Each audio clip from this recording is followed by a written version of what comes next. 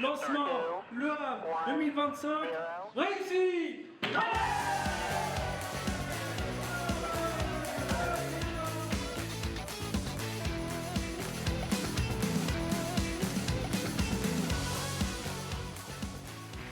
Bienvenue au Havre! Vous pouvez continuer, hein, allez-y. Hein.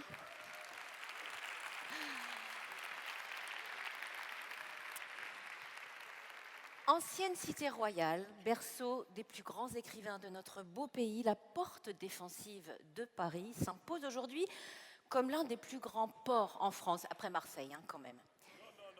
Cité sans nul autre pareil, ville aux 1000 cheminées, la métropole océane possède 1001 histoires. Bonjour à tous et bienvenue au Havre. Quel plaisir vraiment de vous retrouver cette année encore pour ces rencontres nationales d'Avec Santé. Je suis ravie d'être là avec vous. Et cette année, vous le savez, c'est la tête dans les étoiles, mais les pieds sur terre que nous abordons ces journées avec, comme l'an dernier, des plénières denses, nourries d'échanges passionnants. Vous allez le voir. Avec notamment dans un instant la présence et le discours du président d'Horizon, ancien Premier ministre, actuel président du Havre, Seine Métropole et maire du Havre. Il est là, je l'ai vu au premier rang.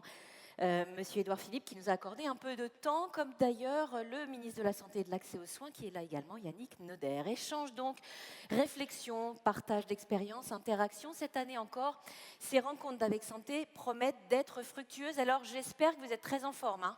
Vous êtes en forme ?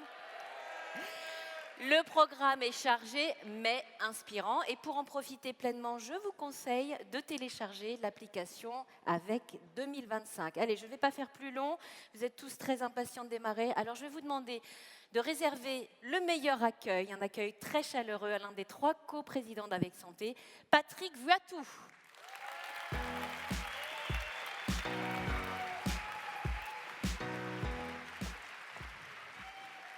Bonjour, bonjour.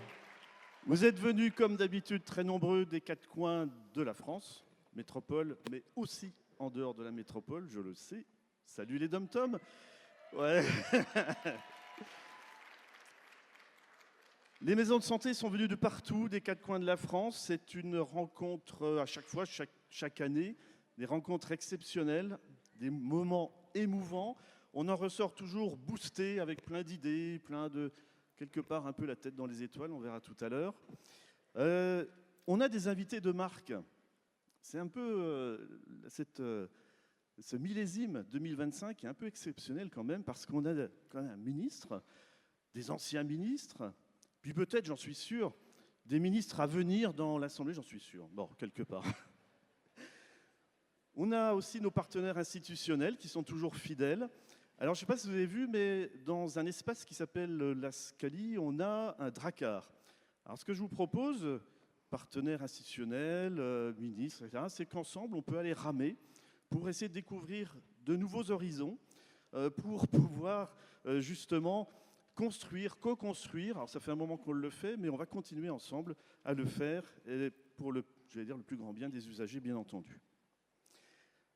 Les MSP, c'est vraiment les pieds sur terre, parce que c'est une offre de santé, de proximité.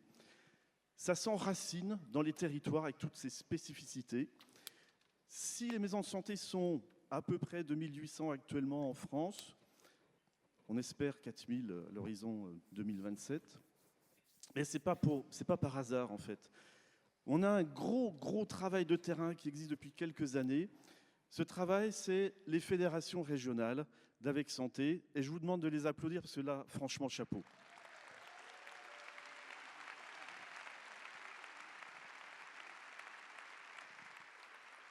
Merci pour elles. On m'a dit, écoute Patrick, ça suffit. Souvent, tu te mets la tête dans les étoiles, reviens un peu sur Terre et dis-nous 2, 3 trucs comme ça, des trucs à savoir. Alors, je vais vous donner quelques astuces. Vous avez bien sûr les plénières, les conférences, etc. Mais vous avez aussi un espace où il y a le stand d'Avec Santé qui vous attend et vous pourrez avoir un QR code pour avoir des outils. Des outils, un site qui va vous donner des outils pratiques. Donc n'hésitez pas à aller voir l'équipe des salariés de l'équipe d'Avec Santé. Vous aurez des outils, vous pourrez rentrer la besace pleine. Les fédés régionales également seront sur cette zone de la Scalie, sans problème. Mais bon, je ne vais pas vous décrire tout le programme, parce que vous allez le découvrir après tout. Je voulais savoir, est-ce que vous êtes prêts, parce que vous avez les pieds sur terre, mais est-ce que vous êtes prêts à voyager et vous mettre la tête dans les étoiles? Ah mais attendez là, non. Si vous voulez faire un petit voyage sympathique, il faut vraiment que vous ayez vraiment envie, vous voyez. Est-ce que vous voulez être la tête dans les étoiles? Ouais, super. Alors là, franchement, cette fois, ça y est, c'est parti. Je déclare officiellement les rencontres nationales au Havre 2025 ouvertes. Et pour nous faire voyager, je demande justement les Normands qui vont commencer à ramer avec vous. À tout de suite. Allez, éclatez-vous.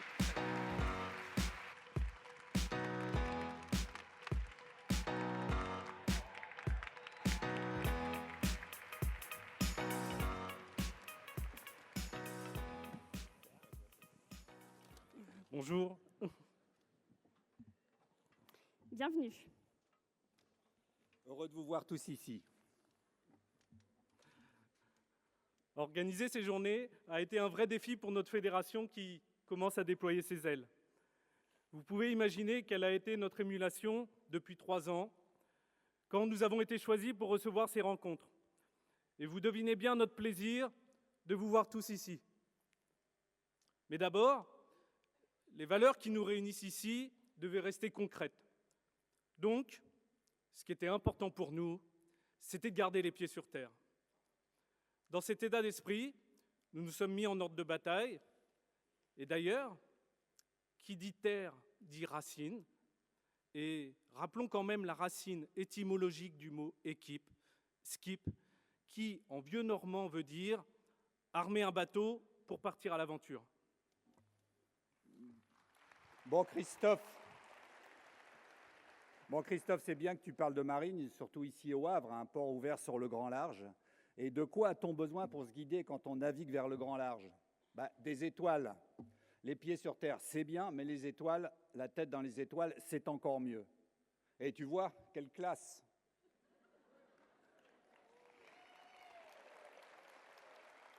Mais toi, Christophe, quelle tenue ridicule avec en plus les pieds nus. On n'avait vraiment pas besoin de ça. Bon, les garçons, on se calme. Vous avez tous les deux raison, mais vous avez l'air aussi bêtes l'un que l'autre. Vous oubliez quelque chose. Vous me voyez peut-être venir. Les pieds sur terre, la tête dans les étoiles, tout est là pour se casser la figure, sans coordination. Que l'on soit marcheur, navigateur ou rêveur, l'essentiel est d'avancer tous dans le même sens et en rythme. Les Normands ont formé un peuple de conquérants, mais ils se sont civilisés. Les plus de 250 professionnels de santé normands présents sont particulièrement heureux et fiers de vous accueillir.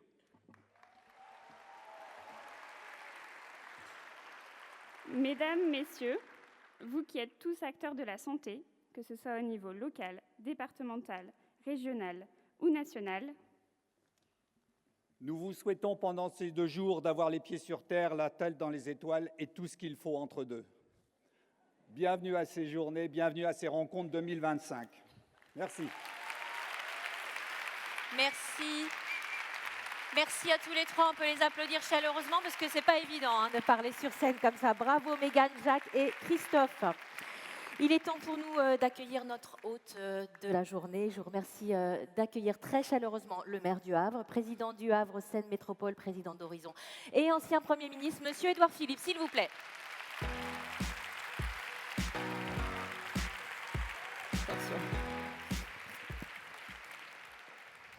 Monsieur le ministre, Madame la ministre, Mesdames et Messieurs, Mesdames les ministres, Mesdames et Messieurs les parlementaires, Monsieur le député, Mesdames et Messieurs les maires, Mesdames et Messieurs les élus, Mesdames et Messieurs les docteurs, Mesdames et Messieurs tout le monde, chers amis.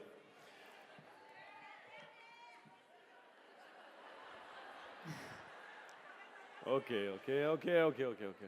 Si vous voulez qu'on la joue comme ça va être bien ce discours, vous allez voir. Mesdames et messieurs les infirmières, mesdames et messieurs, et vous toutes et tous qui contribuez puissamment, activement, intelligemment à l'offre de soins et à la santé de nos concitoyens, bienvenue au Havre.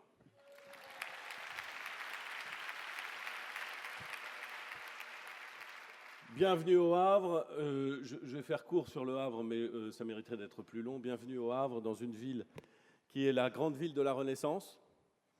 En 1517, création du Havre. Alors ça ne se voit plus que c'est la ville de la Renaissance, parce que depuis, il y a eu 2-3 événements qui ont fait qu'il n'y a plus beaucoup de traces physiques de cette période. Néanmoins, c'est la grande ville de la Renaissance. Bienvenue dans cette ville où, vous l'avez peut-être vu si vous êtes arrivé hier ou avant-hier, la lumière est exceptionnelle, ce qui a conduit les peintres à venir découvrir cette lumière et retracer cette lumière. C'est au Havre qu'est né l'impressionnisme. Et c'est une ville de peintres et de peintres assez exceptionnels. Bienvenue dans une ville dont le patrimoine architectural lié à la reconstruction a valu le classement il y a exactement 20 ans de la ville au patrimoine mondial par l'UNESCO, 2 ans avant Bordeaux. Je le dis parce que je sais qu'il y a des infirmières, mais il y a peut-être des Bordelais. Ils sont où les Bordelais ? On les aime beaucoup. C'est une très belle ville qui a été classée 2 ans après le Havre au patrimoine mondial. Bienvenue dans une ville qui est un port, qui a été créé pour être un port, qui est le grand port du commerce extérieur français. Je le dis parce que contrairement à une information curieuse que vous avez entendue au début de le premier port français, c'est bien le Havre. Il y a sans doute des Marseillais aussi. Ah ben, c'est la première fois que j'entends pas les Marseillais. Qu'est-ce qui vous arrive? Vous êtes tous les Marseillais? Ah oui. Ils sont 2. C'est trop au nord, ils sont pas venus les autres. Ok, on vous aime quand même. On adore Marseille, qui est une très jolie ville, qui est le 2e port français.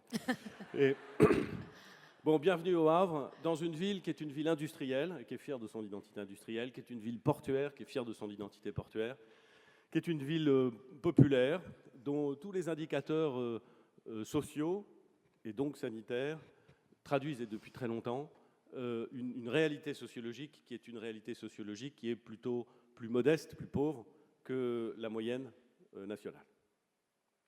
Et évidemment, dans une ville comme Le Havre, compte tenu de cette sociologie que je décris rapidement, les questions de santé, les questions d'accès aux soins sont extrêmement importantes et depuis longtemps.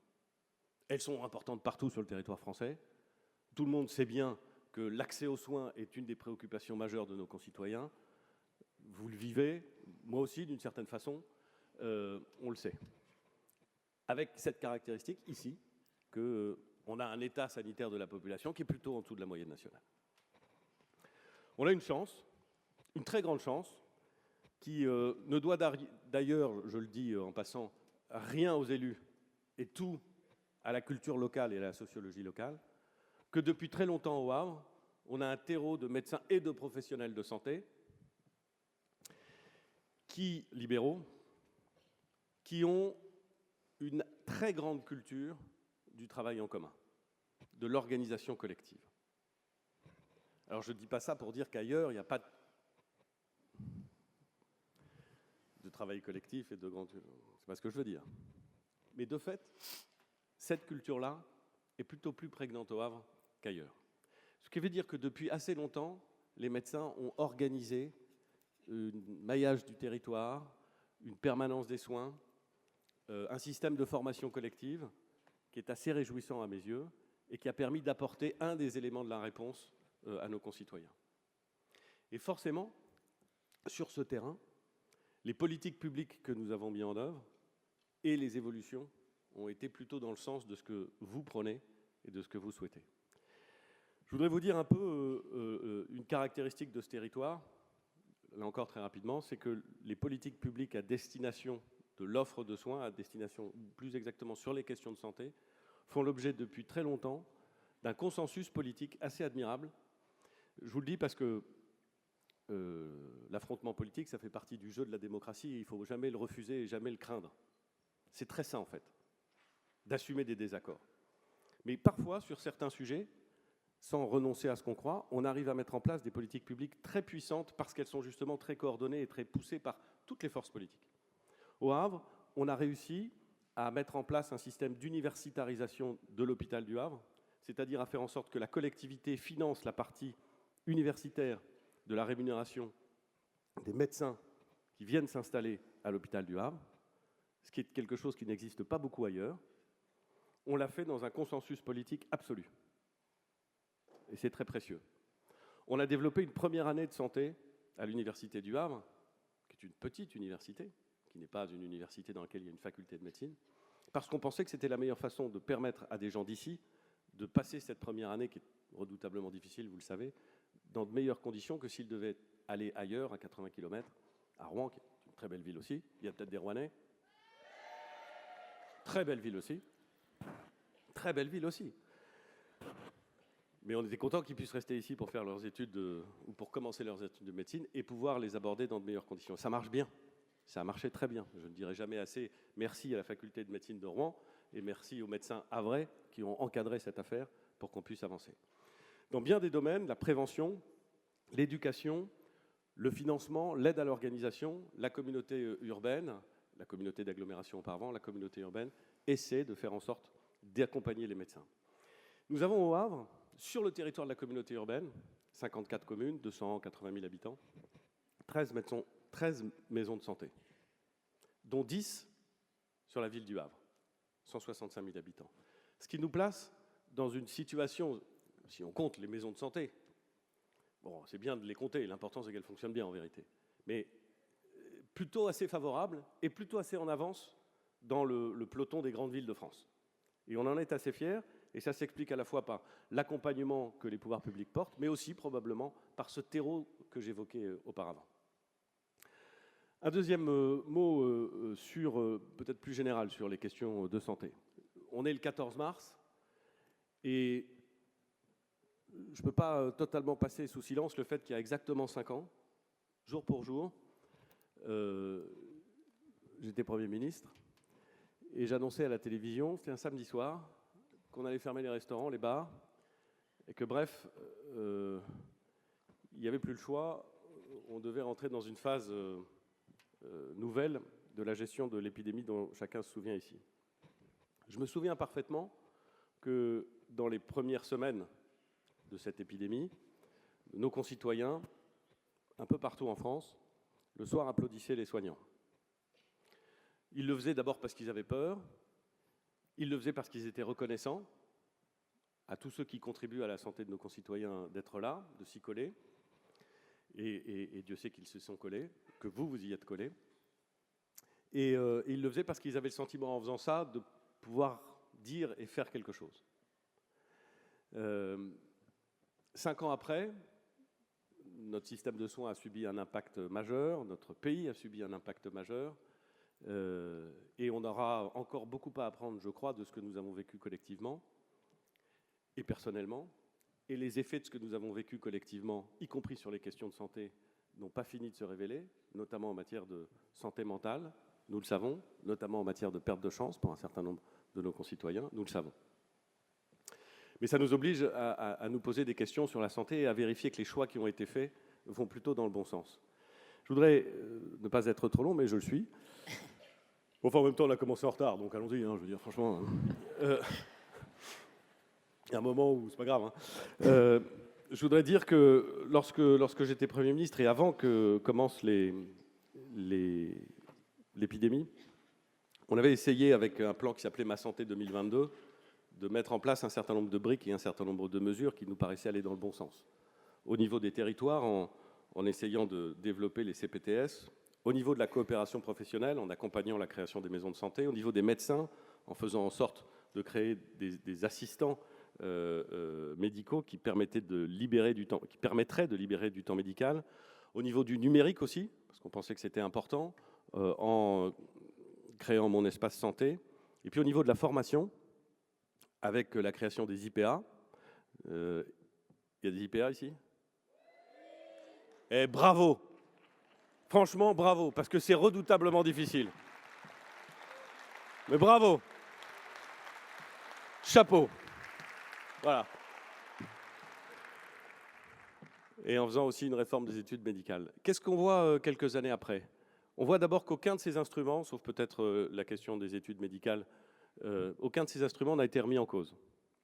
On voit qu'il doit y avoir 700 CPTS sur le territoire national, ce qui veut dire que 80% du territoire est couvert par ces organisations. Est-ce qu'elles fonctionnent toutes bien? Je pense que c'est assez variable en vérité. Mais quand elles fonctionnent bien, ça me paraît relever plutôt d'un progrès. On a augmenté le nombre d'étudiants en santé, on est passé à 10 000 étudiants, là où on était à 8 000 auparavant, c'est la fin du numerus clausus, je pense qu'on a bien fait de le faire. On est à peu près à 8 000 assistants médicaux. Les assistants médicaux libèrent du temps médical pour le médecin, ça me paraît plutôt une bonne chose. Est-ce qu'on peut faire mieux? Sans doute. Enfin, 8 000, ça commence à être significatif. On a 3 000 IPA, 3 000 infirmières en pratique avancée. À mon avis, c'est trop peu, mais il faut dire que c'est long et c'est difficile. Est-ce que toutes les facultés jouent le jeu comme elles devraient? À mon avis, on peut faire mieux. En tout cas, je suis à peu près convaincu de ça. On a vu une montée en compétences et en responsabilité des sages-femmes et des pharmaciens. Il y a des sages-femmes ici? Honnêtement, je ne vous avais pas beaucoup entendu jusqu'à présent. Mais on est ravis que vous soyez là.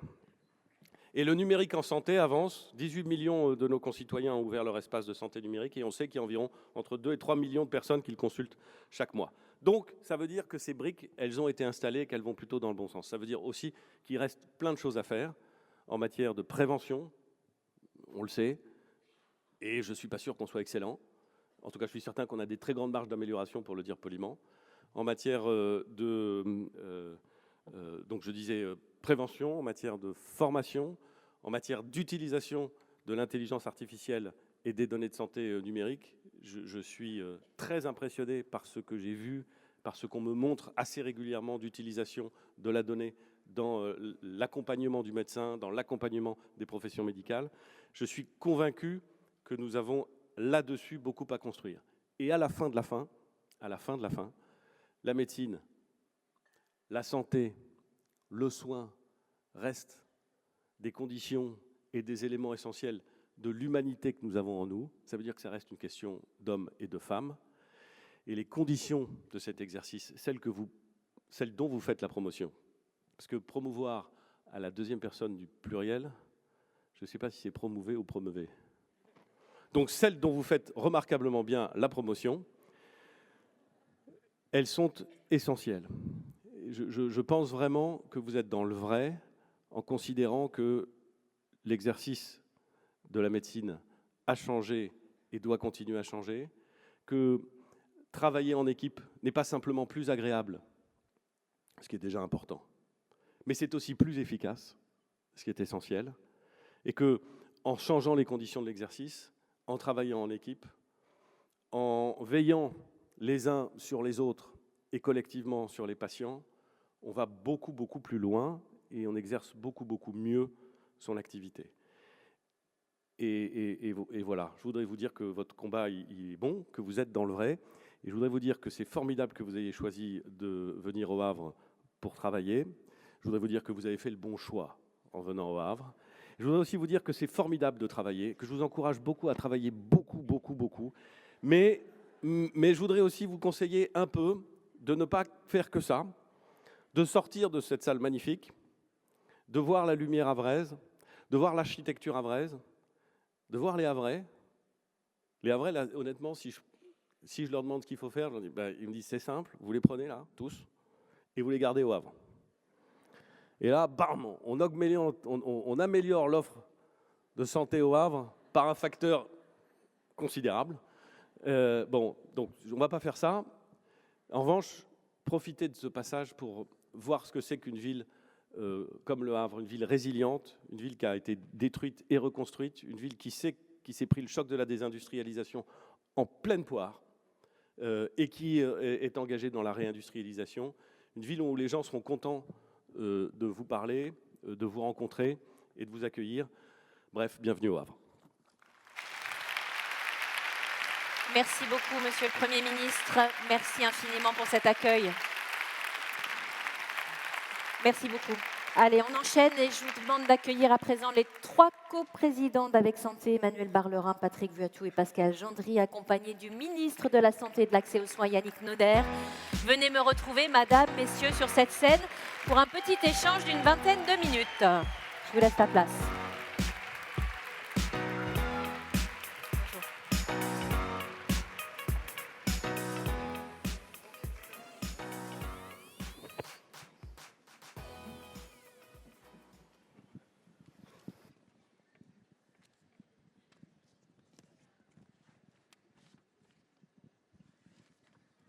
C'est bon? Ça marche? Bon, merci, Monsieur Édouard Philippe, pour votre intervention qui était pleine d'humour et qui nous a évidemment séduits. Monsieur le ministre de la Santé et de l'Accès aux Soins, Monsieur Noder, vous êtes ministre depuis 2 mois et demi et nous sommes ravis de vous accueillir aujourd'hui. Vous l'avez précisé au Sénat, c'était depuis 2 mois et demi.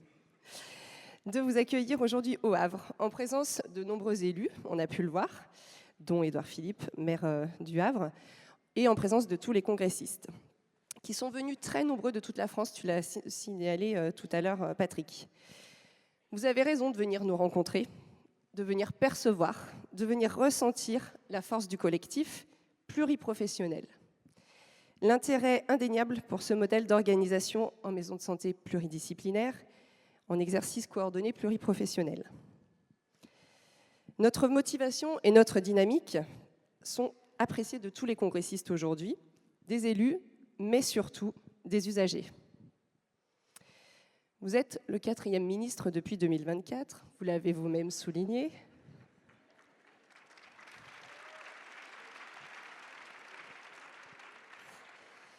Beaucoup de sujets sont restés en suspens, beaucoup de chapitres, beaucoup de chantiers sont restés en suspens et nous souhaitons les voir aboutir. Les 2758 maisons de santé au 31 décembre 2024, qui représentent plus de 40 000 professionnels de santé, dont 30% d'infirmières, 23% de médecins généralistes, 12% de kinés. Je vais éviter la liste à l'après-vert, mais tous les collègues qui sont là, sages-femmes, pharmaciens, etc., tous les professionnels de santé, représentent plus de 10 millions de Français qui ont déclaré un médecin traitant en maison de santé. Je vais m'arrêter là pour les chiffres. Notre vision pluriprofessionnelle est plébiscitée, bien sûr par les professionnels de santé, mais aussi par les jeunes en formation, comme vous le savez. Et bien sûr par les usagers qui comprennent tout à fait l'efficience de ce travail coordonné mis en œuvre pour leur santé. Les maisons de santé, les professionnels de santé qui exercent en maison de santé rassurent, proposent, innovent, font de la prévention, de l'éducation thérapeutique, réalisent des soins non programmés, facilitent le parcours complexe. Mais nous avons encore beaucoup d'attentes, Monsieur le ministre. Nous souhaitons poursuivre les chantiers débutés, nous voulons poursuivre nos propositions d'innovation, adaptées aux besoins des usagers, des professionnels de santé, des élus territoriaux, tout simplement. Alors, Monsieur le ministre, la question est là. Nous voulons savoir si les maisons de santé sont toujours une priorité pour vous et pour le gouvernement. Savoir si nous pouvons compter sur le ministre de l'Innovation, de l'Action, de la territorialisation, de la cohésion, tel que vous l'avez précisé au Sénat il y a 2 jours. Et du coup, est-ce qu'on peut garder les pieds sur terre, mais avoir la tête dans les étoiles avec vous, Monsieur le ministre ?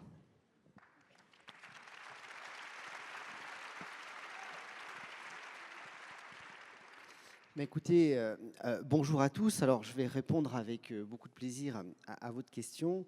Je voudrais tout d'abord vous dire que je suis très heureux d'être dans la première ville portuaire après Marseille, d'être dans la première ville classée au patrimoine de l'UNESCO après Bordeaux. Vous l'avez compris, je suis très heureux d'être aujourd'hui ici au Havre. Voilà, ça c'est fait. Ensuite, il faut que je m'adresse à la personnalité de cette ville. Et là, deuxième dilemme, est-ce que je m'adresse à l'ancien Premier ministre? Est-ce que je m'adresse au maire? Ou est-ce que je m'adresse à Édouard, familiarité qui me serait peut-être excusée en tant qu'élu? Je vais m'adresser aux 3, finalement. Au Premier ministre, dire que au-delà, un petit trait d'humour, c'est qu'on se rappelle parfaitement du 14 mars, soirée, puisque c'était mon soir d'anniversaire et que ça m'a totalement planté ma soirée d'anniversaire. Donc je m'en rappelle parfaitement. Plus sérieusement, oui, merci. Plus sérieusement,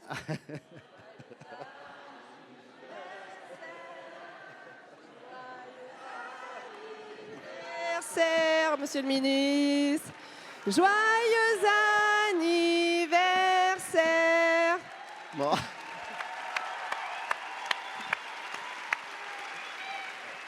Par contre, vous savez qu'on prend l'apéro après l'anniversaire.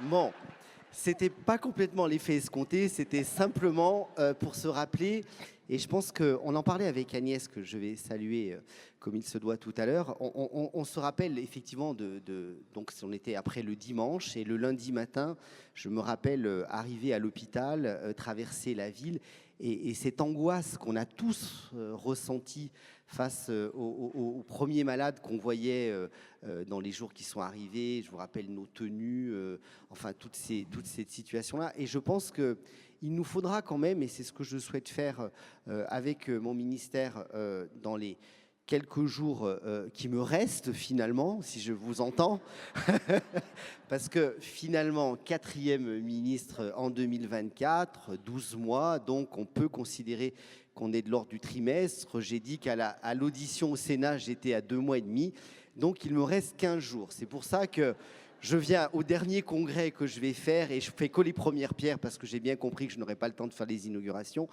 Plus sérieusement, et si ce n'était pas si grave, on pourrait en rire. Je pense que vous l'avez bien compris, et c'est un sujet que j'ai partagé beaucoup avec Agnès Firmin-Lebaudot. Vous comprenez bien que sur toutes les attentes que vous allez m'exprimer aujourd'hui, et comme elles sont exprimées d'une façon générale par la population, par les parlementaires ou par les professionnels de santé, qui, je le rappelle, vous êtes la principale richesse de notre système de santé, il va falloir qu'on se stabilise au-delà des idées politiques des uns et des autres, et je rejoins le discours de Monsieur le Premier ministre, où à un moment, au-delà des différences politiques des uns et des autres, eh bien, et c'est bien d'acter des désaccords, mais c'est bien aussi d'assurer pour la bonne prise en charge des patients, de s'assurer des missions régaliennes de l'État, d'avoir un peu de stabilité. Et je sais que je pourrais compter sur vous toutes et sur vous tous pour effectivement, au-delà des différences que nous aurons à avoir, eh bien, de pouvoir garder cette stabilité pour réformer sérieusement notre système de santé. Le deuxième point, c'est à Monsieur le maire que je m'adresserai pour le saluer et surtout féliciter. En fait, j'avais dit le 24 décembre, prendre ses fonctions un 24 décembre, on voit bien l'écho médiatique, de la territorialisation, je l'avais évoqué, et je crois qu'ici on a une belle démonstration, la différenciation territoriale, ce qui a été fait ici au Havre, avec cet esprit pionnier sur l'universitarisation, sur se dire que si les étudiants sont formés d'abord ici, c'est déjà un accès pour les étudiants qui ne peuvent pas tous se rendre dans des villes où il y a des facultés. C'est des questions d'égalité, c'est des questions aussi de précarité étudiante qu'on traite, et c'est aussi donner l'accès à tout le monde de pouvoir s'engager dans ces études de santé qui sont particulièrement plébiscitées sur Parcoursup. Donc là aussi, bravo à Monsieur le maire avec vos équipes pour justement cette innovation, et on va pouvoir le poursuivre tout au long de la journée avec les maisons universitaires pour pouvoir à terme mettre les étudiants, les externes, les internes. On est un peu paradoxal, hein, on nous met 10, 12 ans dans un hôpital et après on nous explique quand on sort que c'est formidable tel village parce qu'il y a un city-stade et une crèche et qu'il faut aller s'y installer. Donc on voit bien qu'il faut prendre les sujets tout au long de la formation. Et puis le dernier salut, ce sera amical, cher Édouard, pour effectivement cette gentillesse et ce bon accueil ici au Havre. Je voudrais saluer naturellement Agnès Firmin-Lebaudot et Marie-Agnès, mesdames les ministres, pour effectivement les bonnes relations que nous avons eues pendant nos rôles respectifs, moi député, vous ministre, et maintenant inversement. Nous travaillons beaucoup avec Agnès Firmin-Lebaudot ensemble parce que j'ai beaucoup apprécié, on s'est parfois beaucoup combattu sur des textes, mais c'est l'avantage d'avoir une ministre qui avait une vision pour la santé et pour lequel eh bien, un certain nombre de travaux peuvent se poursuivre, et j'évoquerai les 4000 justement objectifs, qui étaient un objectif, les 4000 MSP, et on peut naturellement pulvériser l'objectif et poursuivre, et je vais commencer à répondre à votre question, puisque finalement... On est en retard, on a dit qu'on était open bar sur le timing, donc je prends ma part aussi. Simplement dire qu'on peut aller au-delà, je crois qu'on l'a bien vu, ça correspond complètement à un changement de paradigme, c'est-à-dire que ce que je pense, et là c'est apolitique et c'est tous les gouvernements confondus, on se retrouve dans une situation difficile parce que globalement, c'était l'objet de ma proposition de loi en 2023, on se retrouve avec une situation où on produisait un nombre de médecins qui est identique à 1970, avec une population qui a pris 15 millions d'habitants, et puis surtout, et vous en faites partie, j'en fais partie, mes enfants en font partie, un rapport au travail qui a totalement changé.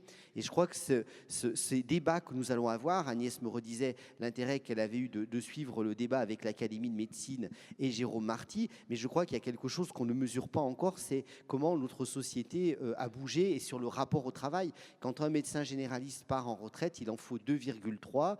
Quand on finit notre internat de médecine, on se battait pour être assistant chef de clinique, et maintenant en fait il faut séduire l'interne pour qu'il reste assistant chef de clinique. On voit que le rapport au travail a totalement changé. Donc pour compléter la réponse sur votre question, bien entendu que l'exercice coordonné, pluridisciplinaire entre nous, de pouvoir transcender profession médicale, paramédicale. Nous sommes tous des acteurs de santé, nous savons travailler ensemble, nous savons nous coordonner pour prendre au mieux les patients, mais aussi pour préserver un équilibre de vie sociale, professionnelle, amicale entre nous. Monsieur le ministre.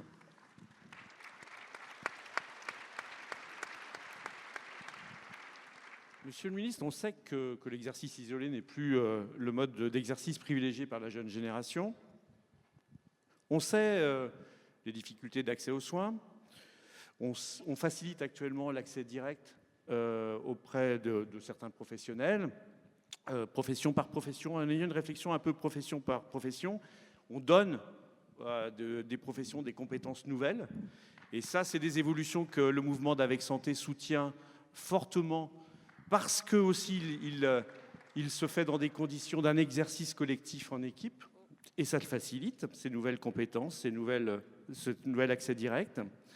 On sait que les situations des patients sont de plus en plus complexes, et comme l'a dit Édouard Philippe, en équipe, on peut prendre plus loin en charge les patients, les accompagner beaucoup plus loin en étant beaucoup plus efficace. On sait que le travail en équipe produit plus, et le terme même si c'est un mot qui peut brûler la bouche d'un soignant, on sait que la production de soins, c'est quelque chose qui est important dans les périodes d'accès aux soins. Et pourtant, il y a un petit truc. On a l'impression quand même qu'on n'est pas complètement arrivé à la reconnaissance assumée, politiquement, juridiquement et financièrement, de l'équipe pluripro, de la MSP. D'ailleurs, on parle souvent de la problématique des médecins, et Édouard Philippe a fait le catalogue des professionnels associés aux médecins, mais on reste souvent quand même dans un discours médico-centré. Et en équipe de MSP, on est loin de penser ça. Donc vous êtes venu aujourd'hui devant 1350 professionnels de santé qui ne sont pas que des médecins. Pouvez-vous nous confirmer votre soutien politique, réglementaire et financier pour qu'on aille plus loin dans l'idée de l'équipe de MSP? Et comme on est les pieds sur terre, concrètement, comment comptez-vous faire pour donner plus de capacité à faire en équipe?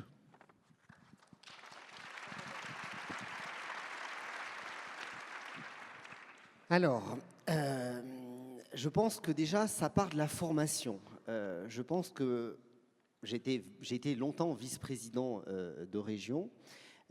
Et on essaye tous sur nos territoires finalement d'en faire des territoires innovants, des territoires où l'on peut tester des idées. Et moi je pensais que plus on décloisonnait dès le départ, dès la première année d'engagement dans les études en santé, qu'on soit sur des études paramédicales, sur des études médicales.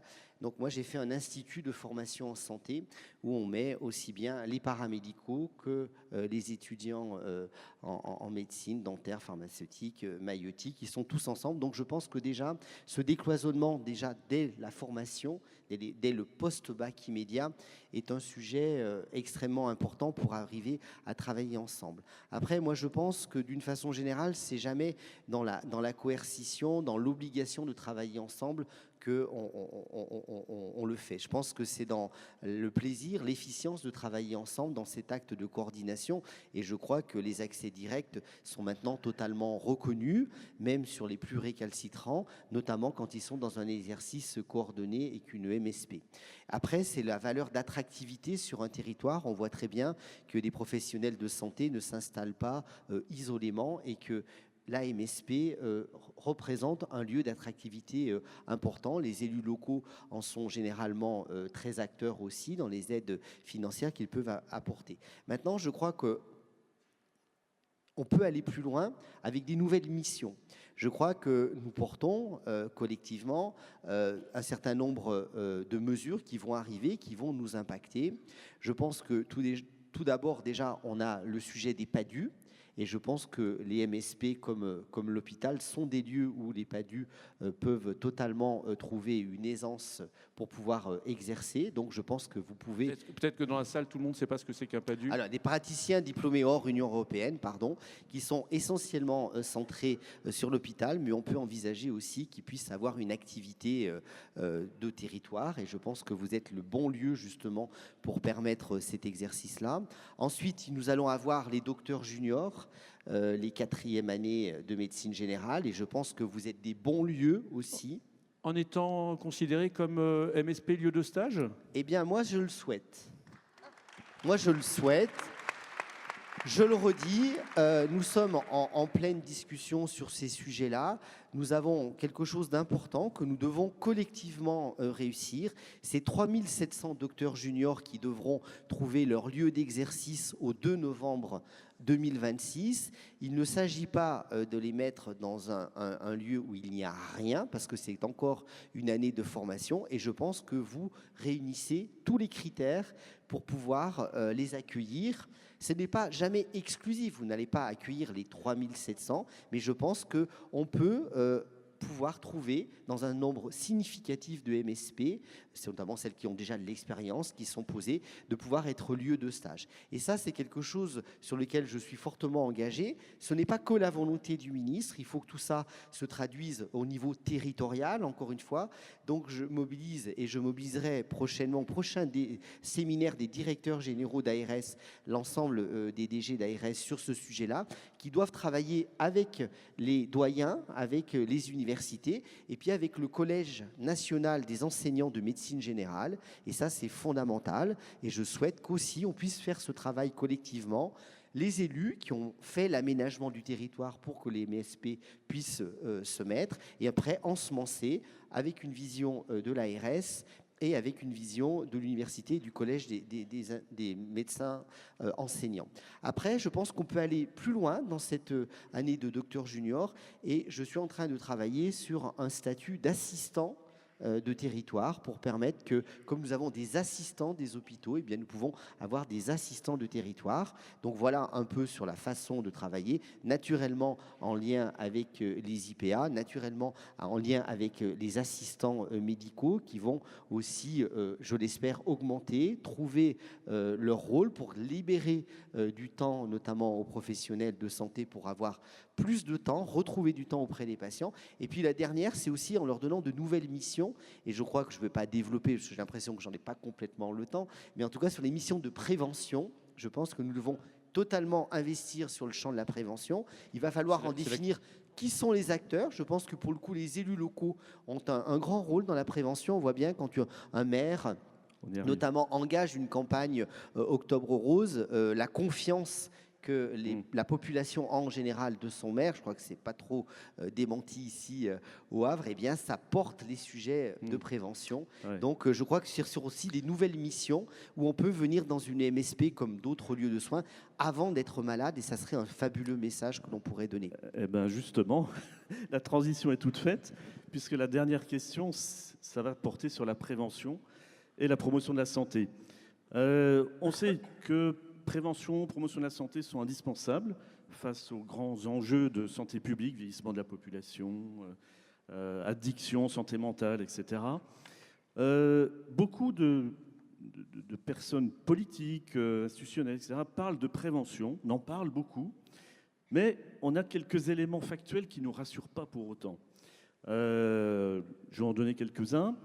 La France est en queue de peloton des pays européens avec seulement 1,9% des dépenses de santé consacrées à la prévention. Alors que notre pays est champion, toutes catégories, en ce qui concerne la mortalité évitable par les traitements. Il se retrouve également dans les mauvais élèves en termes de mortalité évitable par action de prévention, comme vous venez d'en parler. Le terme même de prévention n'apparaît plus dans la dénomination du ministère de la Santé. Est-ce un signe ? L'offre des maisons de santé, n'est pas seulement le soin. Ça englobe la santé et donc prévention et promotion de la santé. C'est vraiment un axe très important pour les équipes de proximité. Ils mettent du cœur à l'ouvrage préventif pour avoir une approche populationnelle qui mobilise également les usagers.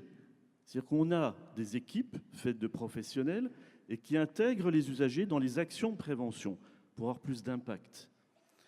Pouvez-vous nous rassurer concrètement quant aux attentions du gouvernement en matière de prévention et de promotion de la santé? Et pour vous, les MSP sont-elles les acteurs principaux de ce, je s'appellerait le virage préventif qu'on attend?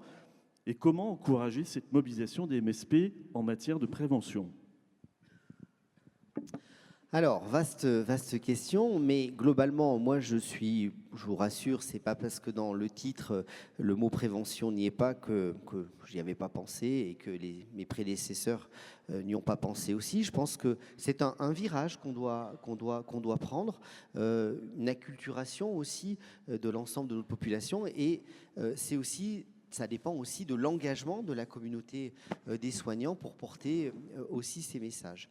Je vais prendre un exemple. Je pense que le principal acte de prévention, c'est la vaccination. Et tout à l'heure, on parlait des 5 ans du Covid. Je pense qu'il faut tirer les 5 ans du bilan du Covid sur un certain nombre de questions, de souveraineté sanitaire, d'organisation. Mais je pense que le sujet de la vaccination est un sujet. Nous sommes au pays de Pasteur et on va tirer le bilan tranquillement de tout ça. Mais on ne peut pas se satisfaire de comment l'épidémie de grippe, nous l'avons collectivement gérée cette année. Le taux de vaccination est à mon goût trop faible chez les patients, sur les patients cibles, trop faible chez les soignants. Ce n'est pas non plus le bon message de santé publique à délivrer. Et on voit bien qu'on a dû, et que le système a tenu, notamment à l'hôpital, avec beaucoup de plans blancs et grâce aussi, une fois de plus, à l'engagement des professionnels que vous êtes sur le terrain et à l'hôpital. Donc je crois qu'on a une vraie responsabilité collective. Alors se vacciner plus, eh bien globalement, c'est aussi des économies pour notre système de santé. Donc il faut qu'on transforme des dépenses de santé qui sont des dépenses de fonctionnement, puisque au final, elles vont être productives finalement de non-dépenses, et c'est comme ça qu'on va participer au maintien de notre sécurité sociale. C'est un des leviers, il n'y a pas que celui-là, il y a les leviers de l'efficience. Thomas Fatoum est là, si je ne mets pas le mot efficience ou de performance, avec la DGOS qui est là également avec l'ANAP ou d'autres sujets. Il y a ces mots aussi, et tout à l'heure le mot de productivité ne me faisait pas peur. Mais parce qu'on produit du soin, hein, un hôpital ça produit du soin, un cabinet médical, paramédical ça produit du soin, et une faculté de médecine ça finalement forme les acteurs à la production de soins. Donc nous n'ayons pas peur à ces mots, ne les utilisons pas à bon escient, mais je crois que la prévention, ça doit s'incarner par une meilleure politique vaccinale. Vous savez, je suis venu il n'y a pas tellement longtemps, je suis allé à Rennes, peu plus loin, lancer une campagne de vaccination sur la méningite, puisque nous avons aussi des cas de méningite importants. Hein. Nous avons eu presque 60 décès depuis juillet sur de la méningite. Donc il faut aussi réenclencher la vaccination. J'espère qu'on pourra faire plus de vaccination, notamment à la rentrée de septembre au collège. C'est les 11-14 ans pour vacciner le papillomavirus, qui va permettre d'éradiquer certains cancers, dont le cancer du col de l'utérus, de pouvoir vacciner et faire le rattrapage sur le méningocoque. Donc je crois que ces messages de prévention, il faut naturellement les diffuser. Il faut que la communauté médicale, paramédicale le porte. Donc c'est un sujet important. Après, on a un autre sujet extrêmement important qui va être un fléau, c'est l'obésité. On va avoir 20% de la population, et particulièrement chez les jeunes, c'est quelque chose de très transversal, avec le temps passé devant les écrans, l'absence de sport. Donc on va développer des dispositifs sport santé. Bon, vous le savez, je suis cardiologue, donc cœur santé, on le fait beaucoup. Et surtout de pouvoir aussi lutter contre les facteurs de risque cardiovasculaires. Est-ce que vous savez que la première cause de mortalité chez les femmes, c'est les pathologies cardiovasculaires? Et là, on a un véritable fléau à prendre à bras le corps, avec une bonne maîtrise des facteurs de risque cardiovasculaires, diabète, cholestérol, tabagisme.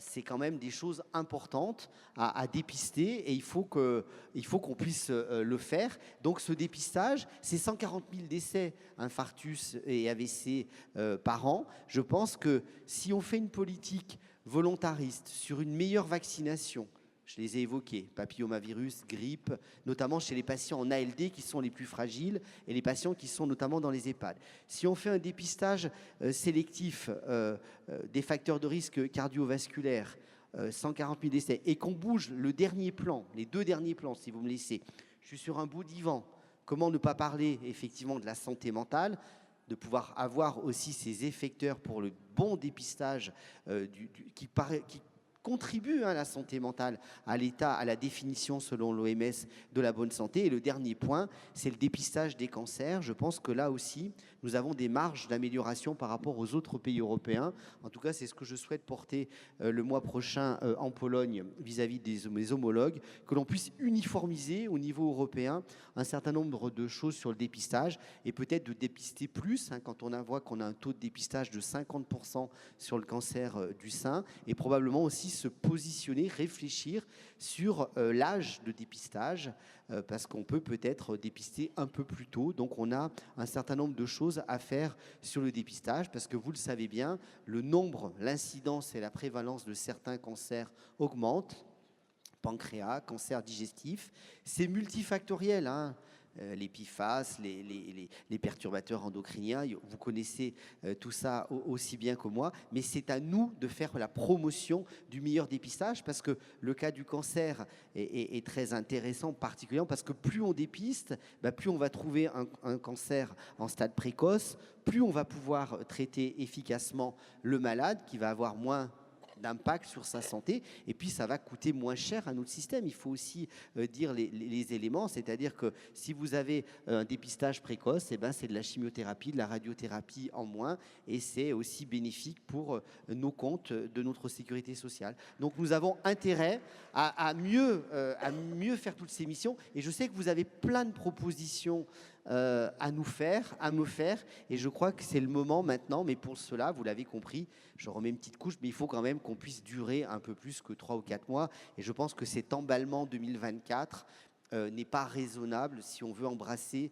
des sujets comme cela. C'est ce que je disais tout à l'heure à notre ami député, et je pense qu'au-delà des différences, on doit pouvoir s'accorder sur ces sujets, parce qu'on va fêter les 80 ans de la sécurité sociale, et ça sera le moment, fruit finalement de l'héritage du général de Gaulle de la Seconde Guerre mondiale. C'est le Conseil de la Résistance qui finalement nous a donné ces sujets qui parfois nous rassemblent sur les territoires, la sécurité, l'éducation et naturellement notre modèle de sécurité sociale. Donc moi j'ai l'espoir de penser qu'aussi, sans irriter les uns et les autres, on peut porter collectivement ce message et que les politiques, quels qu'ils soient, doivent aussi organiser cette réconciliation avec la société, nos patients, les acteurs du soin. Et ça nous permet aussi, moi ça me permet, ils sont là et je les en remercie, de donner aussi les orientations à mes administrations centrales.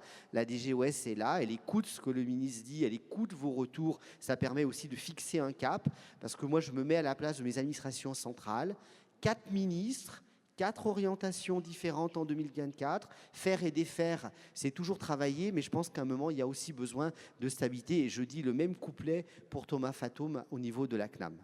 Eh bien, on vous donne rendez-vous, Monsieur le ministre. Merci, Monsieur le On prendra ministre. rendez-vous rapidement, j'espère, pour travailler tous ces sujets. Merci. Merci beaucoup, Monsieur le ministre. Merci, Patrick et Pascal. Emmanuel, vous restez avec moi. Merci infiniment. Et on enchaîne sans plus attendre, parce qu'on a pris un petit peu de retard, sur la table ronde, la première table ronde de cette matinée. Voilà, on ne va plus parler de quel est le premier port de France, quelle est la première ville de culture de France. Moi qui viens de Toulouse, je peux vous dire que la première ville du rugby, c'est Toulouse. Ça, c'est sûr. Il y a des Toulousains, peut-être. Allez, je vais demander aux intervenants de cette table ronde de venir me rejoindre sur scène. Madame Agnès Firmin-Lebaudot, s'il vous plaît, ancienne ministre de la Santé du gouvernement Borne, députée de la 7e circonscription de Seine-Maritime, docteur en pharmacie. Merci de venir nous retrouver sur scène, ainsi que Marie Daudet, directrice générale de l'offre de soins, Gérard Raymond, président de France Asso Santé, et je garde Emmanuel à mes côtés. Emmanuel. Allez, venez nous retrouver pour un petit échange, on va dire, d'une quarantaine de minutes. Bonjour à tous et à toutes et bienvenue. Je précise que vous pouvez nous adresser vos questions sur l'application avec 2025 dont on a parlé un petit peu plus tôt dans la matinée. Ravi de vous avoir sur cette session, mesdames et messieurs. Quelques éléments de contexte avant d'entrer dans la discussion. L'accès à des soins de qualité pour tous et partout, c'est une nécessité et c'est une exigence de tout citoyen aujourd'hui, évidemment. Dans un contexte où à la fois les besoins de santé évoluent, mais les ressources humaines du système de santé se tarissent, eh bien, il est plus que nécessaire aujourd'hui de penser une profonde transformation du système, notamment en accordant une importance plus grande à la prévention, on en parle, à l'accompagnement aussi des pathologies chroniques, des patients en ALD, en grande précarité et encore du vieillissement. Dès lors, fortes de leurs expériences et puis avec les pieds sur terre, on peut se demander en quoi les MSP sont une solution aujourd'hui et puis comment poursuivre l'adaptation des équipes pluriprofessionnelles à ce défi de l'accès aux soins. Ma première question, elle s'adresse à vous tous au sein de cette table ronde. Est-ce que vous estimez que l'on a aujourd'hui une vision partagée des problématiques d'accès aux soins? Je vous donne la parole en premier lieu, madame. Bonjour à toutes et tous. Permettez-moi d'abord de vous dire ma joie de vous accueillir ici au Havre, chez moi. Vous m'avez souhaité, pour beaucoup d'entre vous, bienvenue lorsque je faisais des visites dans vos maisons de santé. Et donc maintenant, c'est à moi de vous dire bienvenue ici au Havre, chez moi. Alors, je suis désolée, avant de répondre à votre question, je vais me permettre de rectifier quelque chose sur le rugby. Attention, battle. C'est pas maladif chez les élus havrais, mais vous savez que nous sommes proches de l'Angleterre et que la première ville du foot, du rugby, de la voile et de l'aviron, c'est le Havre. Je suis désolée de vous le dire, mais c'est comme ça. Alors, en termes de résultats, c'est vrai, Toulouse, maintenant, nous a largement... voilà. Mais le rugby Merci est arrivé... quand même de rétablir ça. Le rugby est arrivé en France par le Havre. Voilà. Historiquement, un petit point alors, historique. Vous allez visiter le Havre, mais en même temps, on fait des petits points d'histoire. Voilà. Sur la question... est-ce que tout le monde a conscience des enjeux qui sont les nôtres? Je crois pouvoir dire oui. Est-ce que tout le monde souhaite apporter les mêmes réponses? Je crois pouvoir dire pas sûr. Est-ce que les maisons de santé pluriprofessionnelles sont une des réponses? Pour moi, sans aucun doute, oui. Et j'ai vraiment zéro doute là-dessus. Et je le redis vraiment, et je le pense vraiment très sincèrement, l'évolution des maisons de santé pluriprofessionnelles est assez intéressante. Il y a encore, 10 ans, 15 ans, c'était un projet d'un élu, une maison de santé. En fait, l'élu, il voulait répondre au début des déserts médicaux en disant « je vais créer une maison de santé et ça va marcher ». Patatras, ça ne marche pas du tout. les vraies belles maisons de santé qui fonctionnent sont celles où les professionnels que vous êtes construisent un projet et derrière, les élus suivent. Le ministre va visiter tout à l'heure celle qu'on a inaugurée au Havre il y a maintenant 15 jours, et ça ne peut fonctionner que comme ça. C'est un projet, j'allais dire, médico-soignant, et peut-être qu'un jour on ira au-delà du médico-soignant, mais c'est ça. Et ça ne peut marcher que comme ça. Ça ne peut marcher que comme ça. Maintenant, est-ce qu'on n'est pas à un point où on se dit que tous les professionnels que nous sommes, parce que j'en suis une, il faudrait peut-être réfléchir un peu différemment, notamment aux enjeux de formation, parce que, on l'a dit, créer une maison de santé pluriprofessionnelle, c'est pas simple. C'est pas simple. Et les professionnels que nous sommes ne sommes pas formés à ce genre d'exercice. Donc c'est aussi là l'enjeu d'accompagnement pour développer cet outil, qui est un des outils essentiels pour répondre à l'accès aux soins de nos concitoyens et aussi pour répondre aux volontés des professionnels de travailler ensemble et de tous les professionnels. L'exercice coordonné, ça s'apprend aussi comme ça et c'est une nécessité pour répondre aux besoins de santé de nos concitoyens.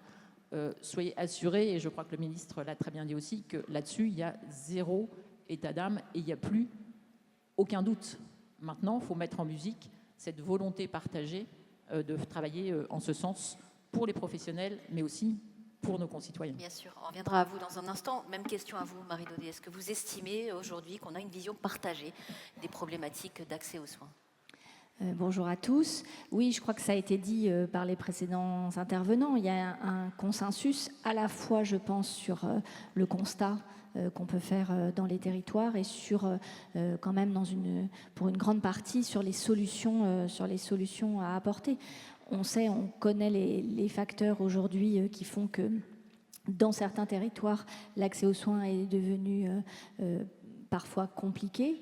Et tout ce qui est transition démographique, vieillissement de la population, pathologie chronique, on sait bien que les besoins augmentent dans un contexte où on a effectivement un sujet de contraction de l'offre ou de démographie soignante qui est en difficulté, avec bien évidemment des perspectives où une partie des leviers qui sont activés aujourd'hui par les pouvoirs publics ont fait en sorte de pouvoir lutter contre cela et avoir des perspectives meilleures pour l'avenir, mais bien évidemment qu'on sait qu'aujourd'hui, on a bien un constat de difficulté dans certains territoires. Et pour pouvoir essayer de développer, en tout cas de lutter contre ces difficultés d'accès aux soins, les maisons de santé pluriprofessionnelles sont par définition un des outils extrêmement importants et valorisés aujourd'hui par les pouvoirs publics pour pouvoir avancer sur cette question, de par leur caractère justement pluriprofessionnel, le fait qu'ils sont un moteur, que ce sont des structures, on le voit souvent quand on se déplace, qui sont moteurs des transformations des pratiques. Bon, les chiffres ont été cités, mais quand on sait qu'on a 10 millions de patients qui ont un médecin traitant, qui déclarent un médecin traitant en MSP, on voit bien derrière la dynamique qu'on peut enclencher. Je crois aussi qu'il y a un relatif consensus sur ce qu'on met derrière cette notion-là, c'est-à-dire quelles sont les difficultés rencontrées et qu'est-ce que c'est que l'accès aux soins. C'est à la fois, effectivement, et c'est souvent ça qui est mis en avant, pouvoir répondre parfois à des besoins immédiats et urgents, mais bien évidemment, c'est beaucoup plus large que cela, et c'est d'abord la prise en charge d'un patient dans un parcours coordonné, dans un suivi, faire de la prévention, de l'éducation thérapeutique, accompagner les patients. Et on voit bien que, du coup, les structures comme les maisons de santé pluriprofessionnelles sont au cœur de ces politiques-là. Merci beaucoup, Gérard Raymond. Quelle est votre lecture à vous ? Oui, d'abord, merci pour votre invitation. Et on ne parlera pas de rugby, Madame la Ministre, parce que là, franchement, je sais bien que là, vous fut la première ville où il y avait une équipe de rugby, mais depuis, le Stade Toulousain est bien meilleur. Merci. Merci. Non, pour revenir aux choses sérieuses, quoique le rugby c'est quand même sérieux, puisque nous allons parler d'équipes, je pense qu'effectivement on peut prendre l'exemple sur quelques équipes de rugby notamment pour montrer comment la coordination et les valeurs d'équipe sont importantes dans tout ce que l'on fait. Le diagnostic aujourd'hui est partagé par tout le monde. L'offre de soins ne correspond plus aujourd'hui aux besoins populationnels. Et ça a été dit, que ce soit le Premier ministre, le ministre, tout le monde aujourd'hui le dit.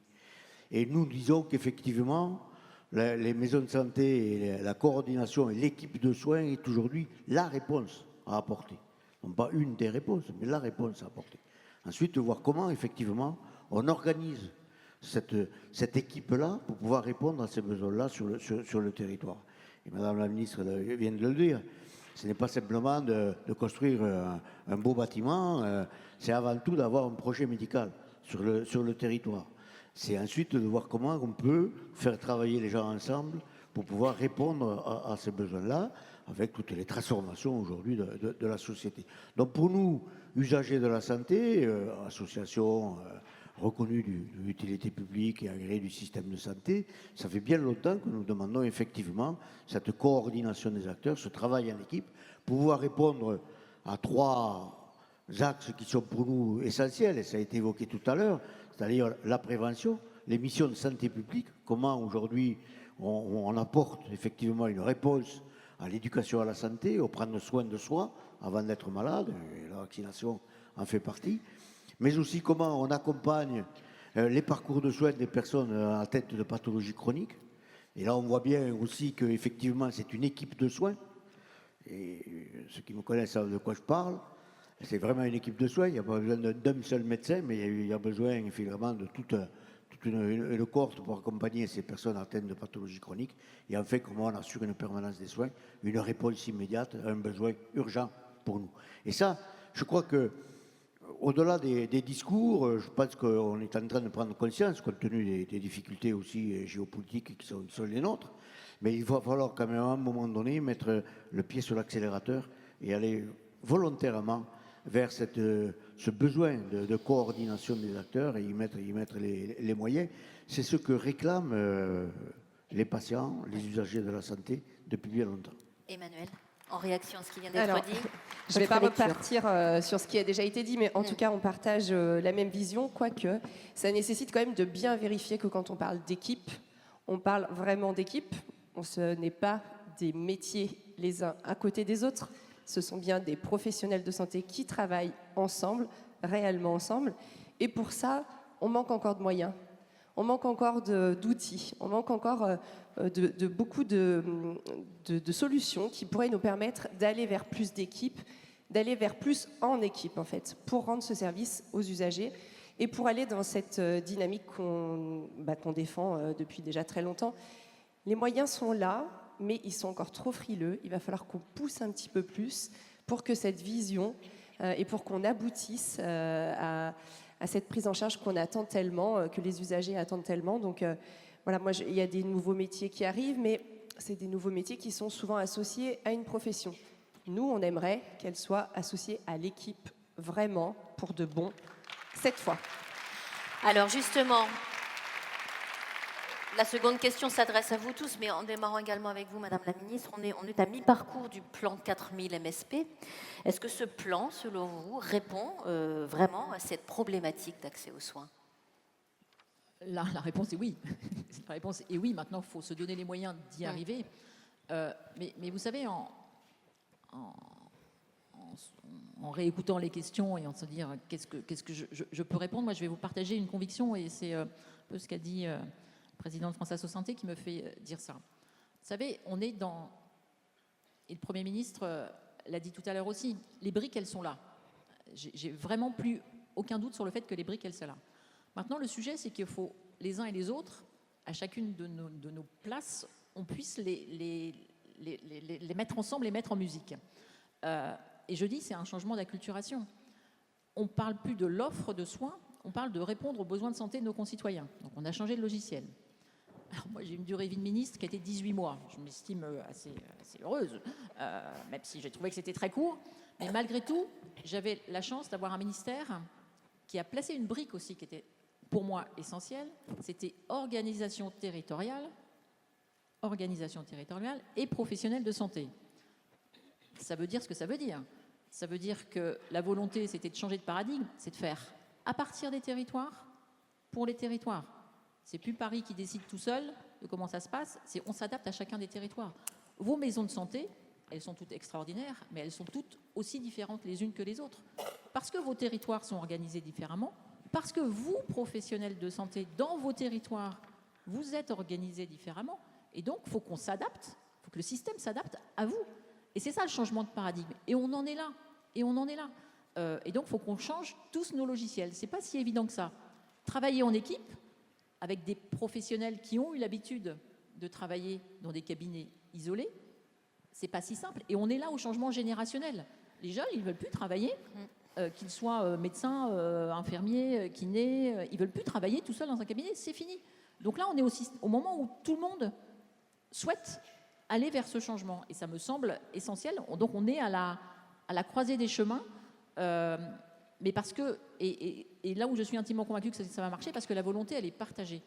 C'est le souhait de la jeune génération, et la génération un peu plus ancienne a bien compris que pour attirer les jeunes, il fallait aussi travailler comme ça. Mais quand on a eu l'habitude de travailler et d'avoir un exercice un peu isolé, c'est pas si simple que de travailler en équipe, mais à partir du moment où la volonté, elle est là, ça marche. Maintenant, la difficulté qui va être la nôtre, et je reviens à la formation, parce qu'on a quand même un petit sujet là-dessus, si on n'apprend pas dès nos formations à travailler ensemble, à accepter les compétences des uns et des autres, à se dire que chacun dans ses compétences peut accompagner le parcours du soignant, eh ben on va avoir raté quelque chose. Donc je pense que l'un des enjeux, à mon avis assez proche, pour que tout ça fonctionne très bien, ne fasse pas sur la base du volontariat et de la bonne volonté des professionnels en place, bah pour acculturer, j'allais dire, les futurs professionnels, il faut à un moment ou à un autre qu'on se pose dans la question, dans la formation de tous les professionnels, à quel moment on apprend aux jeunes de travailler ensemble, d'apprendre des compétences des uns et des autres, et qu'en apprenant les compétences des uns et des autres, eh bien, on voit bien que le parcours coordonné et le travail en équipe, bah, c'est plus facile. Oui. C'est plus facile. Marie Daudet, sur ce plan 4000 MSP, sur cette nécessité de formation, ce changement de logiciel. Alors le plan 4000 MSP, d'une certaine manière, il ouvre un nouvel acte sur l'exercice coordonné et les maisons de santé pluripro notamment, après Ma Santé 2022, après le Ségur de la Santé. Et donc il est là pour à la fois fixer des objectifs et donner des moyens. Donc les chiffres ont bien été rappelés, on est à près de 2800 MSP, on vise 4000 fin 2027. Est-ce qu'on y arrivera ? Pour cela, ça signifie qu'il faut doubler, grosso modo, le nombre de MSP qui sont créés par an. Donc on verra. Après, il ne faut pas créer des MSP pour créer des MSP. L'idée, c'est de pouvoir de faire en sorte que les porteurs de projets amènent un projet qui fait sens au niveau du territoire, qui répond aux besoins et qui tienne dans la durée. Donc c'est ça qui est important. Et c'est une partie aussi de ce que veut faire ce plan-là, en apportant un certain nombre de garanties. D'abord des moyens sur le financement des coordinateurs de MSP un peu en amont du projet, puisqu'il y a plus de 2 millions d'euros qui ont été dégagés sur le FIR à cette fin, en apportant des crédits pour financer des travaux, de l'acquisition foncière, de l'ingénierie, des travaux éventuellement sur tout ce qui est bâtimentaire. Là aussi, il y a eu des moyens qui ont été délégués. Donc, c'est aussi un plan qui apporte un certain nombre de garanties sur on va dire, l'attractivité du modèle, essayer de le faire connaître, d'aller chercher les porteurs de projets et de les accompagner. Et ensuite, une fois que la maison de santé est créée, de pouvoir éventuellement, lorsqu'elle présente des fragilités, également continuer dans cet accompagnement. Donc c'est tout ça, le plan 4000 MSP. Donc par définition, il s'est mis en place, il vit sa vie, mais bien évidemment que c'est aujourd'hui l'outil qui doit nous permettre d'aboutir. Sur le changement de logiciel, la façon de penser les choses, de penser le travail en équipe, la coordination des professions entre elles et de fait de vraiment constituer une équipe et de ne pas être cantonné à son métier, oui, bien sûr, c'est aujourd'hui indispensable. On voit quand même, et d'ailleurs, quand on vous voit tous dans la salle et quand on voit ce qui est fait, on voit que ça petit à petit, ça progresse et vous êtes par définition un des grands moteurs, encore une fois, de cette transformation des pratiques. Et il faut qu'on puisse accompagner ce mouvement-là. Madame la ministre, vous voulez rajouter quelque chose ? Je vais rebondir parce que ce plan, j'ai eu l'honneur de le porter. Il n'est pas sorti, excusez-moi, de la cuisse de Jupiter. Il n'est pas sorti du ministère de la Santé uniquement par la volonté d'eux. Il est sorti de ce que nous avons vu sur le terrain en venant vous écouter et avec l'idée, j'allais dire, de vous accompagner, de faciliter, de simplifier. Alors, quand on parle de ces mots, tout le monde fait « oups », mais c'est la philosophie de ce plan. Je rajouterais 2 choses. Si on veut vraiment que tout ça puisse aller jusqu'au bout, il y a 2 petites choses qui me tiennent à cœur. La première, ce que vous aviez demandé, c'est que les assistants médicaux puissent être embauchés par la MSP. Il faut vraiment qu'on y arrive. Il faut y arriver. Je vous remercie. Non, mais c'est... J'ai le bonheur d'avoir un meilleur médecin j'ai un peu fait mon poisson pilote dans certaines choses. Donc, maintenant, il part en retraite. Pas bien. L'assistant médical qu'il a embauché, il ne peut pas être embauché par la MSP. Donc, c'est dommage. C'est ballot. Donc, il faut vraiment qu'on arrive à ce sujet-là. Et puis, le diable, parfois, se cache dans les détails. Et ça a été évoqué, à mon avis, assez rapidement tout à l'heure avec le ministre. Il y a quelque chose qu'on ne va pas voir sur la réforme des études en médecine. Moi, je vais mettre le pied dans le plat, vous me connaissez maintenant, j'y vais. 1er novembre 2026. 2 novembre. Oui, vous chipotez. Vous êtes joueur, mais moi aussi, là, on va y arriver. Si, vous imaginez, j'ai demandé à ce qu'on regarde le nombre de MSP qui pourront accueillir les docteurs juniors. On va encore rater quelque chose. Ça veut dire qu'on va éloigner la possibilité pour les futurs médecins de s'installer dans toutes les villes et s'installeront uniquement dans les villes universitaires parce que c'est là que les MSP auront des professeurs qui pourront les accueillir. Donc il faut absolument qu'on réfléchisse soit à accélérer la formation des médecins qui pourront accueillir ces docteurs juniors, soit on accepte, Madame la directrice, que les médecins maîtres de stage puissent accueillir, peut-être pendant un certain temps jusqu'à formation, puissent accueillir ces futurs. Sinon, on va se planter. Marie Daudet, vous souhaitez répondre et ensuite Gérard Raymond. Oui, je crois que le ministre l'a dit, effectivement, la MSP lieu de stage pour notamment faire face et accompagner cette 4e année de docteur junior, c'est bien évidemment aujourd'hui quelque chose qui est sur la table. Donc il faut qu'on voit ensuite comment est-ce que cela se met en œuvre, est-ce que ça veut dire, est-ce que ça implique derrière.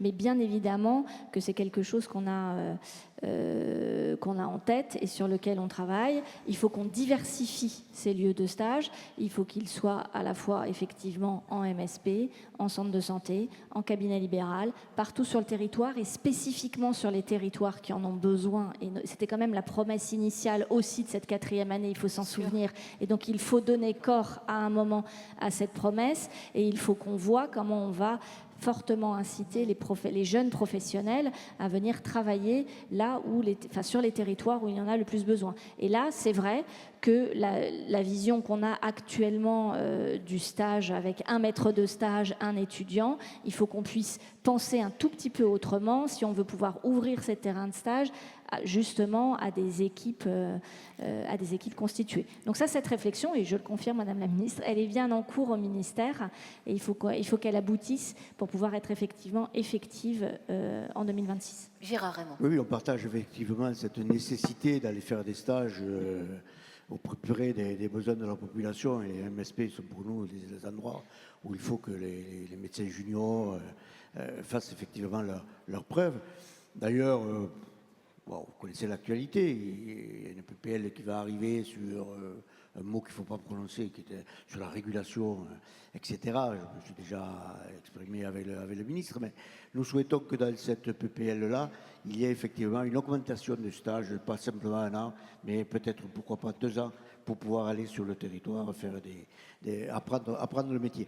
C'est bien ce que dit Madame la ministre, c'est la formation initiale. La formation initiale, effectivement, est importante. Comment on apprend à travailler ensemble? Comment on apprend à coopérer? Comment on apprend à partager des compétences pour s'enrichir mutuellement?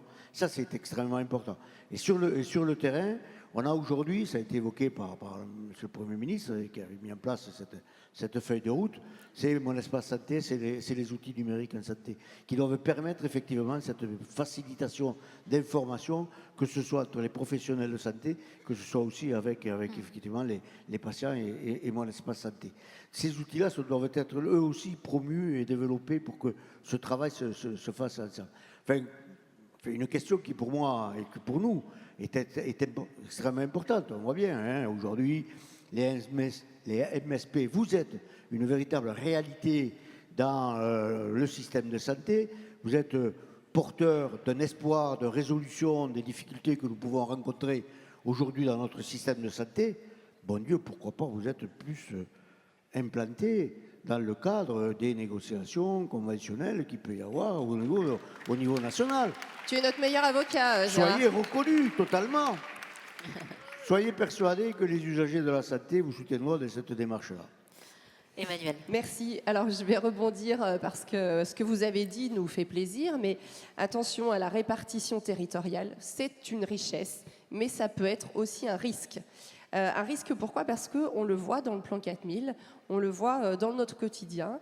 Tout le monde n'a pas la même vision, ou la déclinaison nationale interprétée en région ou en territoire peut avoir quand même quelques variantes. Et certains élus aussi territoriaux ne voient pas les choses tout à fait de la même façon. Donc oui, de la territorialisation, il y en a besoin. Il faut qu'on soit sur le terrain. Mais il faut avoir quand même un regard d'équité aussi sur tout le territoire. Et là, je sais notamment que c'est très précaire, ça peut être aléatoire. Et nous, on essaye, grâce aux fédérations régionales, qui sont évidemment les composantes de cette fédération, de faire remonter justement quand il y a ces disparités en région, parce que voilà, il faut cette égalité d'accès aux soins, il faut cette égalité de traitement pour tous nos concitoyens. Donc voilà, on est vigilant là aussi parce que les fragilités, elles sont justement dans les territoires. Vous avez évoqué évidemment la maison de santé lieu de stage. Merci. C'est quelque chose auquel on tient beaucoup, mais qui patine, qui met du temps. Alors, c'est vrai que s'il y avait un petit coup d'accélérateur, bien sûr, c'est pas facile. Bien sûr, on sait que c'est pas facile, mais à force de se dire que on en a envie, mais que c'est pas facile, mais qu'on en a envie quand même, mais vraiment c'est pas facile, on va arriver le 2 novembre 2025 et on n'aura rien de concret. 26, pardon. Alors là, 25, 26. Et oui, mais on n'aura rien de concret. Pardon, excusez-moi, je me suis trompée. J'ai failli dire 24, c'est pour ça. On n'aura rien de concret. Il y a beaucoup d'attentes là-dessus. Il y a beaucoup d'attentes des usagers. Il y a beaucoup d'attentes de nos membres de la fédération. Donc voilà, on va se dire que ça nous fait plaisir d'entendre qu'il y a une volonté d'accélérer là-dessus. Et je rebondis sur ce que tu disais aussi, Gérard, l'outil numérique. L'outil numérique, là aussi, c'est pas facile parce que chacun a son outil. L'hôpital a le sien, nous avons le nôtre, etc., etc. Alors, l'espace en santé est un outil qui peut essayer d'amener de la facilité, mais quand même, cet outil numérique, là aussi, c'est un sujet un petit peu un serpent de mer, mais il va falloir s'y attaquer de façon un petit peu plus costaude. Voilà pour ce sujet-là, pour moi. Alors, le temps passe très vite, mais encore un dernier tour de table peut-être sur ce dernier point. Madame la Ministre, on a le sentiment que cette notion d'accès aux soins est très souvent synonyme de soins non programmés, SNP, qui inclut toujours plus de solutions. Est-ce qu'au final, on ne vise pas davantage le besoin immédiat plutôt qu'une prise en charge globale en MSP qui inclut de fait la prise en charge des SNP ?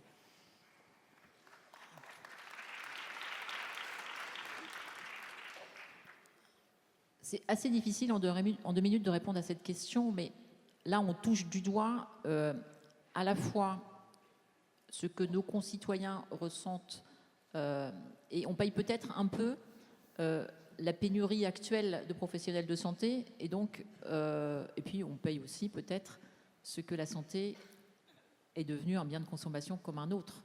Et ça, c'est terrible. Et ça, c'est terrible. Et ça, c'est terrible. Donc, mardi dernier, il y avait la journée de mobilisation des professionnels que nous sommes contre les violences faites aux professionnels de santé. La principale cause des violences, qu'elles soient verbales ou physiques, c'est la non-réponse immédiate aux besoins de nos concitoyens. Donc, là aussi, faire comprendre qu'il faille peut-être téléphoner avant d'aller aux urgences, parce que les urgences, ça veut bien dire ce que ça veut dire. C'est pour des problématiques importantes, urgentes, et pas pour le panari au doigt. Là aussi, on a un système d'acculturation à refaire à peut-être réexpliquer à nos concitoyens ce que c'est l'accès aux soins, quand on est malade tout de suite. Il faut bien comprendre que parfois, c'est angoissant, c'est urgent, mais il y a des réponses. Et ce que est la prise en charge de notre santé au long cours, avec la prévention, avec une pathologie chronique qui est suivie. Mais il y a à la fois ce besoin de nos concitoyens d'être rassurés. La maman qui a un gamin qui a de la fièvre, si souvent c'est le premier enfant, c'est normal, c'est humain. Et donc, il faut répondre à ça. Mais ce n'est pas les urgences qui doivent répondre à ça. Donc, on voit bien que la pénurie de professionnels de santé a un peu, j'allais dire, remodifié tout ça. Et donc, les maisons de santé, j'allais dire, pluriprofessionnelles, le fait de s'être organisé à l'échelle d'un territoire avec le 116-117, on peut commencer, là aussi, à répondre différemment à nos concitoyens sur leurs problématiques. J'appelle le 116-117. Plus de 50% des appels n'aboutissent pas à une consultation de professionnels de santé. C'est ça qu'il faut... Donc on voit bien qu'entre ce besoin, j'allais dire parfois juste d'assurance sur c'est pas grave, cette volonté de nos concitoyens de dire je suis malade, le pire c'est j'ai le droit, vous devez me prendre tout de suite. Et ça c'est terrible. Donc on a aussi créé peut-être à travers notre système ce fait de dire j'ai le droit, c'est terrible. Donc oui, il faut rééquilibrer entre le soin non programmé, l'urgence et tout ça. Ça peut se faire aussi dans une maison de santé qui peut répondre à ça. Ouais. Elle peut répondre à ça, une maison de santé. Marie Daudet, Gérard Raymond. Non, mais votre lecture. Tout à fait. Je pense que cette urgence-là, moi j'ai mal au doigt, donc c'est une urgence pour moi. Hein. J'ai besoin d'avoir une réponse immédiate. Mais encore une fois de plus, cette réponse-là peut venir d'un spécialiste, d'un expert. Je n'ai pas besoin du médecin traitant qui va me porter une réponse. Peut-être d'ailleurs que si j'ai mal à un coude, ce sera peut-être un kiné qui me portera une meilleure réponse qu'un médecin. Voilà. Donc c'est ça la permanence des soins. C'est ça la réponse qu'on attend. C'est qu'effectivement, en fonction de notre demande, avoir une réponse immédiate de quelqu'un qui peut nous apporter une réponse pour nous rassurer, pour nous consulter, nous rassurer effectivement et puis aussi nous orienter vers un autre professionnel de santé. Et effectivement, en absence de cette réponse-là immédiate, ben voilà, je prends la voiture et je vais aux urgences. Et comme en plus je ne suis pas tranquille, je pars avec toute l'armada et on arrive à 15 aux urgences. Voilà, c'est comme ça. Donc aujourd'hui, c'est comme ça. Je pense qu'effectivement, vous avez raison, Madame la Ministre, on paye quand même aussi une certaine omerta sur le système de santé. On nous a, à nous, patients, citoyens, tellement dit qu'on avait le meilleur système de santé qui n'avait rien à voir. Vous avez le droit, vous payez pas, etc., etc. Qu'aujourd'hui, effectivement, où il y a un problème de responsabilisation de chacun d'entre nous à prendre soin du système de santé, eh bien, c'est un peu pour nous un peu difficile et surtout que lorsque l'on nous parle de responsabilisation, et à la fin, c'est plutôt de la culpabilisation, nous faisant payer, que ce soit les taxes lapins ou autre. Donc, on peut discuter de ça, mais je pense qu'effectivement, il y a une nouvelle acculturation à apporter aujourd'hui sur le respect de notre système de santé, sur les valeurs qui l'ont fondé, on l'a évoqué tout à l'heure, mais encore une fois de plus, c'est ce besoin de réponse aujourd'hui.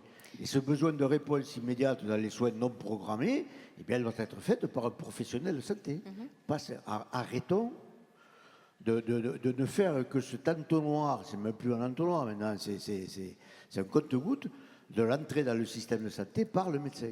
C'est plus possible. Marie Daudet, Madame Daudet. J'ai dit ça dans une autre assistante il y a quelques années et je me suis fait huer. Donc, voyez quoi, comme quoi. Non, on ne nommera pas laquelle. Moi, je crois qu'il faut pas forcément opposer les deux notions. Je pense que nos concitoyens, ils ont besoin à la fois de réponses dans des délais raisonnables, dans certaines circonstances, parce qu'il y a de l'urgence, et puis ils ont besoin aussi d'une prise en charge globale et d'un suivi au long cours. Et l'accès aux soins, c'est les deux choses. C'est ces deux choses.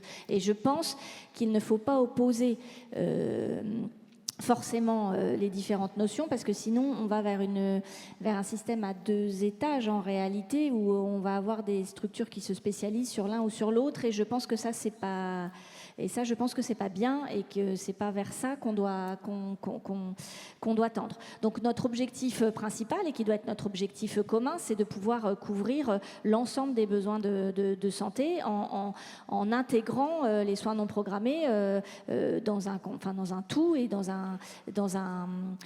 une organisation relativement flexible. Et donc, pour moi, d'ailleurs, les maisons de santé, c'est quand même un bon exemple. Vous êtes au cœur du suivi de votre patientèle, du patient, du suivi du parcours, des pathologies chroniques. Vous faites aussi du soin non programmé pour votre patientèle. Et puis, il faut élargir. Et c'est ce que vous faites aussi, en participant à la permanence des soins, en participant au SAS, et en participant au SAS d'ailleurs, soit individuellement, professionnel par professionnel, soit en mutualisant les créneaux de la maison de santé, puisqu'on trouve les deux formules. Et je pense que c'est quand même vers ça qu'il faut aller. Il faut penser tout ça dans un grand tout. Madame la ministre, vous voulez réagir, et puis Emmanuel. À mon sens, l'État doit être le garant, de l'accès aux soins sur tout le territoire. Mais là, vous avez aussi un rôle à jouer, vous, les professionnels de santé, parce que, évidemment, c'est toujours plus agréable de s'installer dans une ville dans laquelle on peut bénéficier dans notre vie au quotidien, et c'est normal, c'est humain.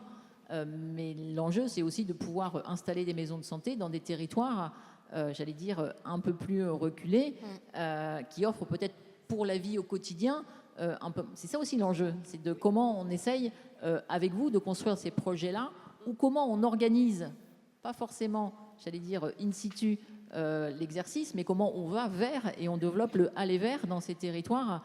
C'est aussi ça l'enjeu de la territorialisation. C'est permettre à nos concitoyens d'avoir accès à la santé partout sur le territoire. Gérard Raymond, vous voulez dire un tout dernier mot rapide et on conclut. Oui, non, mais juste pour quand même revenir, parce que évidemment, dans des propos, effectivement, l'accès primaire à d'autres professionnels de santé, que ce soit le pharmacien, l'infirmière, etc., nécessite une grande coordination de tous les acteurs. Et effectivement, si je vais voir mon kiné parce que j'ai mal au coude, il va bien falloir, par la messagerie sécurisée, que mon médecin soit immédiatement informé de cette visite-là.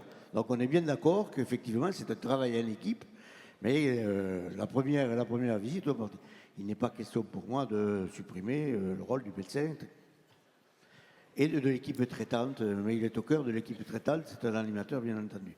Voilà ce que je voulais dire. Merci beaucoup monsieur, merci mesdames pour vos propos très pertinents et intéressants. Merci à tous pour votre attention. Je vous propose qu'on marque une première pause pour cette première plénière. On se retrouve alors à 11h15 sharp ici pour la plénière numéro 2. Merci à tous. Vous pouvez sortir sur la droite ou sur votre gauche plutôt pour la pause café. Merci à tous et à tout à l'heure.